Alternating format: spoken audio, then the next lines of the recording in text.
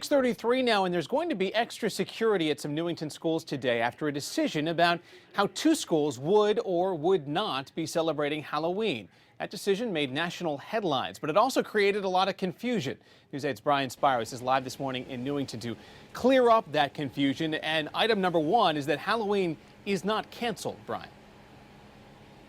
Yes, Chris, we want to emphasize that point. Halloween is not canceled. It will still be acknowledged and celebrated in the classrooms at two of the elementary schools here in Newington. And the confusion over all of this really started with a letter that was sent home to parents. Now, that letter basically said that the annual Halloween parade in the Anna Reynolds and Ruth Chaffee elementary schools would be canceled. However, some parents here in town thought that meant Halloween wouldn't be acknowledged at all in their son or daughter's school.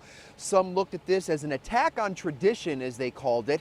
Dr. William Collins, the superintendent here in Newington, said that was never the case. The story ended up getting national attention.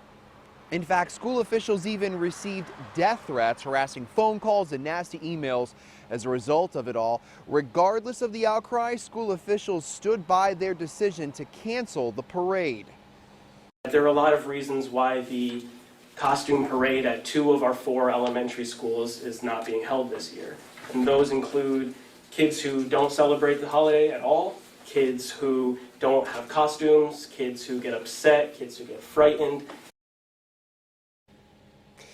Now, again, Halloween will be acknowledged at the two schools today in the individual classrooms. These young kids, well, they just won't get their parade. And we should mention this is not the first time this has happened. 5 years ago, the other two elementary schools here in town also canceled the annual Halloween parade.